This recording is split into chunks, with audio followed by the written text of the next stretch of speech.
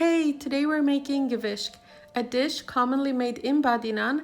This recipe was given to me by a dear family friend, and while it might not be 100% traditional, it's 100% delicious.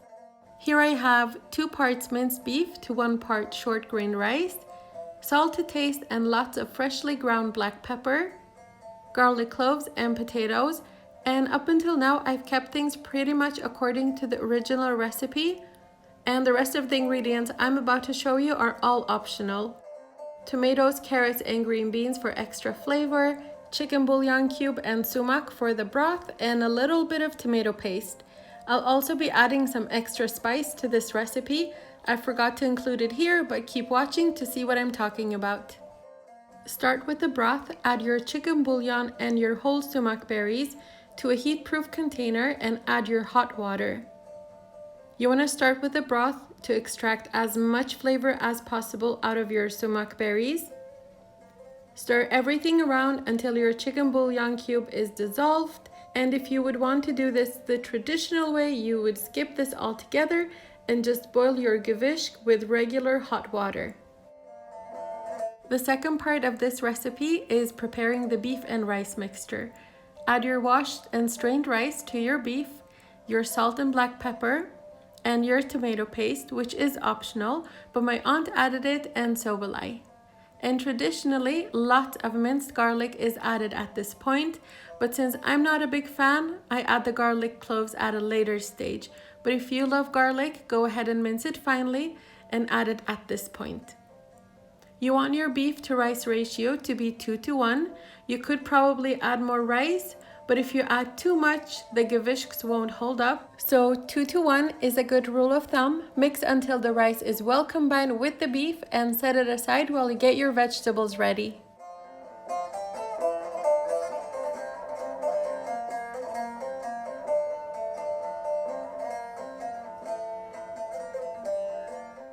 Here I have washed and prepped my veggies. I peeled and sliced my potatoes, trimmed the ends of my green beans, peeled and cut my carrots, and sliced the tomatoes.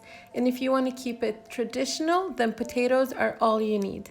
I've also peeled my garlic and de-seeded the chili pepper, which I forgot to show you in the beginning, but here it is.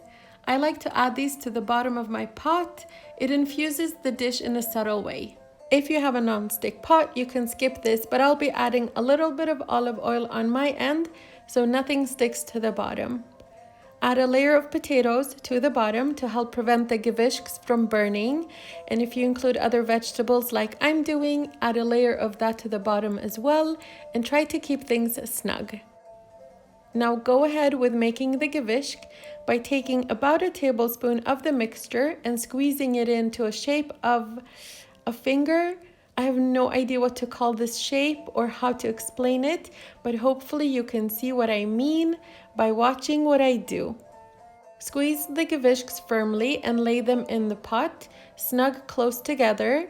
Try not to have a lot of space between them. And now, depending on the size of your pot, how big or small you make your givishks, you might end up with 1, 2, or more layers of givishks.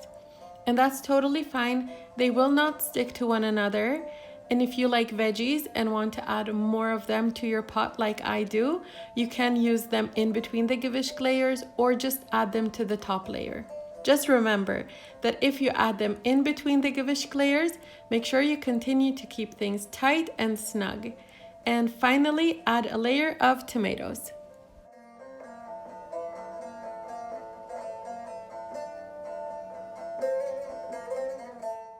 Now that you're done, cover your givishks with a heat-proof plate to keep everything in place and bring your pot to a high heat. And when you see steam coming up, that's when you want to add your broth. Use a sieve to catch the sumac berries. I like the givishks to come out juicy, but not to be swimming in lots of sauce when done. So I aim to pour water until it reaches the second to last layer. Now, if you didn't pack them properly, you'll need way more water to reach that level, and then you'll end up making givishk soup. Now, that's okay if that's what you're going for, but it might not be, so just be careful of that. Once you've reached a rolling boil, lower the heat to low and cook your givishk for about an hour, and remember to remove the plate at the halfway mark. You'll know your givishk is ready when your rice is cooked and the broth has reduced and thickened. You can flip it onto a serving plate, just like you do with dolma, or take the givishk out individually. They won't fall apart. Serve it with turshi or some salad, and you got yourself a super easy dish with tons of flavor. That's all for today. I hope you liked this video, and if you did, please give it a thumbs up, and I'll see you on the next one.